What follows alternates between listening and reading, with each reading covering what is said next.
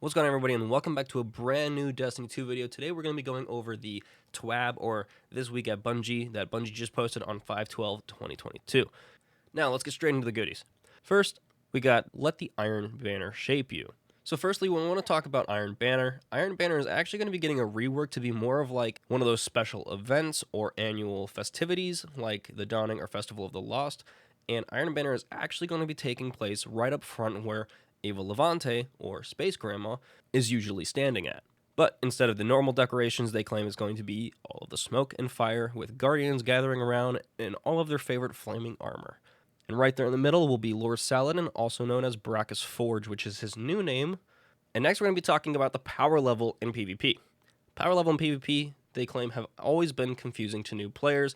It's quite different than the normal Crucible. That is semi-true. I do know some new players do struggle with understanding the difference of the power level in Iron Banner and in Trials compared to normal PvP, but it's not too hard of a concept to grasp. But either way, they say they want to be more inclusive with Iron Banner, and in doing that, they're actually going to be disabling power advantages in Iron Banner starting with Season 17. It is still going to be active in Trials of Osiris, but at least the more casual game mode Iron Banner, even though it can be sweaty, is getting it removed, thankfully.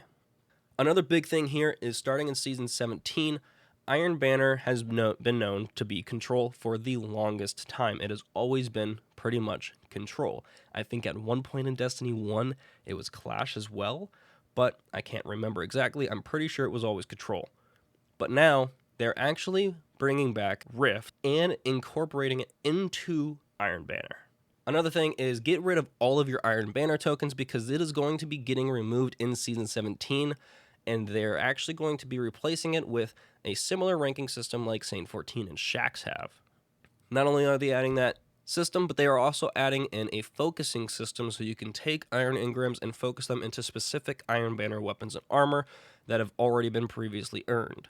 And now here we're going to break down the revamp for how the Iron Banner reputation is going to work. They say here in the article, play matches with each match earning more towards Iron Banner reputation. Win matches to earn a small bonus based on your current Iron Banner rank. Wear Iron Banner armor, or just as ornaments on your own non-Iron Banner armor gear, and equip Iron Banner weapons to max out your gear multiplier at 200%. So you can get a 200% multiplier if you wear all armor or ornaments of your choosing and Iron Banner weapons. 5 total pieces in order to have that 200%. You can complete the daily Iron Banner challenges to tack on 100% to your challenge multiplier for the rest of the week. And that's for each challenge. And if you throw on the Iron Banner emblem, you'll gain an additional 10%. And they say all of the modifiers will be listed at the launch screen, as you see in this image here. Now we're going to move on to daily challenges. For the first 4 days of each Iron Banner week, Guardians are going to unlock new daily challenges, and the challenges are going to be unlocked each day whether you complete them or not, and they state that on Friday you can do all of them in succession if you'd want to, so you can save them all up till the end of the week and just get all of them knocked out on the weekend. Rewards are also going to stack reputation bonuses for the remainder of the week alongside a Pinnacle Iron Engram. The weekly bounties that typically award Pinnacles have been deprecated appropriately to balance out this change. Another fantastic thing that I know myself and many of my friends have also been waiting for is an Iron Banner seal, and they finally are releasing an Iron Banner seal and title that will be available in Season 18. They claim it's going to take around 15 to 20 hours to unlock this title. Also claiming that some of the more hardcore players and grinders, so mostly the streamers and content creators, and some of those really hardcore grinders are going to be able to unlock this in 1 week if they focus it. But it's going to be more average for it to take about 2 weeks to actually get it completed. Now, another thing is going to be a new quest, Becoming a Young Wolf, which is actually going to be required, even if you've played Iron Banner in the past, to access Iron Banner. It's going to be a brand new quest. It's going to introduce all of the new features and demonstrate how everything works for Iron Banner. You only have to complete it 1 time per account, and after that, you're good to go. But you will need to complete this the next time the Iron Banner rolls around. And with the upbringing of this new quest, you will no longer have seasonal Iron Banner quests, which will bring us to the next point. It says Saladin hangs his out to lunch, be back in 15 minutes sign. Now the article reads, due to his increased responsibilities on Keitel's War Council, he now runs Iron Banner in the tower just twice a season. Because Iron Banner will be more in line with those annual events, you'll never see Iron Banner running during those annual festivities. For Season 17, Iron Banner will run during these times.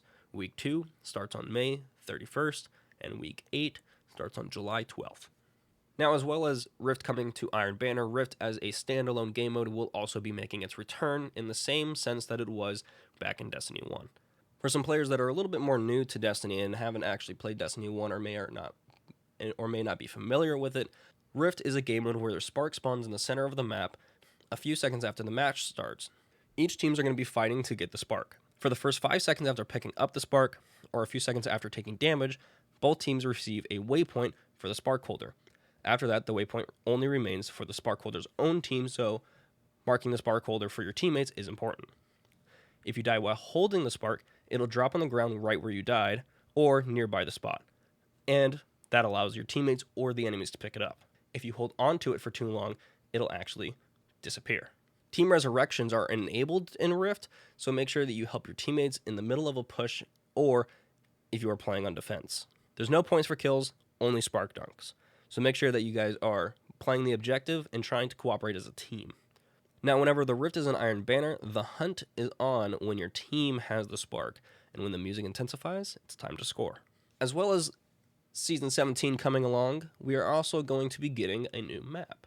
In the addition to Rift, we are going to be getting the brand new map specifically designed for this game mode. It is one of the largest maps by their claims, features areas that are made for different combat styles, particularly short, mid, and long-range combat. So I'm going to assume that there's going to be middle-range combat in mid, and on the sides of middle, there's probably going to be some short-range combat, and then on the furthest sides, there's probably going to be some long-range combat. Moving on to the next topic, we've got some changes coming to other PvP game modes. First up, we've got Control, where a team gains 1 point per person when capturing a zone, rather than only 1 point for capturing the zone. This is how it was back in Destiny 1. Elimination is now lowered to 90 seconds to match Trials of Osiris. Mayhem super kills are now increased to 3 points rather than 2, and the target score is now 200 instead of 150. And decreased the time limit to 7 minutes rather than 8. Rumbles increased to 10 minutes, was previously 8. Showdown was changed to a 15 target score, it was previously 10. Now let's talk about some Gambit changes. First up, we got Gambit Reputation. The first thing they state is that Gambit was taking about an entire minute longer than they were in Beyond Light, while still being shorter than Forsaken's Gambit or Gambit Prime. They also note that Gambit's reputation gain has been a lot lower than Crucible or the Vanguard's reputation gain. So at the beginning of Season 17, they're going to be increasing the reputation gain for a match up to 75 points when it was 50, and the value of each streak is going to be 20 up from 15. So that's a pretty sizable bonus in my eyes. We've also got Ritual Reputation Streak Balancing. So it states now that the activity streak now takes the sum of streak values across the 4 reputations, so Gambit, Crucible, Strikes, and Dares, and adjust them to the maximum of 5 total. If you complete a match that would bring the sum over these 5, it subtracts a point from the streak, and every ritual besides the one you just played, most importantly, entering a non-ritual activity has no effect. And then they list an example here. It says you play 5 Crucible matches, you have an activity streak value of Crucible 5. You play a Gambit match, you now have a Gambit 1, Crucible 4. You play 2 more Gambit matches, you now have a Gambit 3, Crucible 2. You play 1 strike, you have a Vanguard 1, Gambit 2, and Crucible 1. You play another strike, you have Vanguard 2, Gambit 2, Crucible 1. And thankfully, they're finally adding a rejoin feature to Grandmaster activities if you get disconnected. So if you get error-coded in a non-match-made Nightfall, which would be Grandmaster or anything else that you cannot rejoin in, when you log back in, you will now rejoin into your match. But it does state that while in this, you will not be able to use any sort of third-party websites or be able to change any of your equipment because you're still technically in the match. So then up next, we've got some Eververse changes.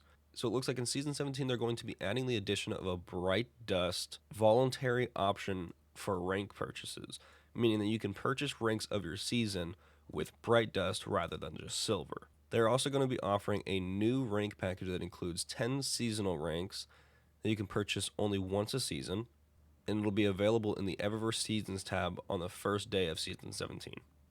It'll be the option of the Season Pass plus 10 ranks for 2,000 silver, or the standalone option of 10 season ranks for 1,000 silver if you already own the season.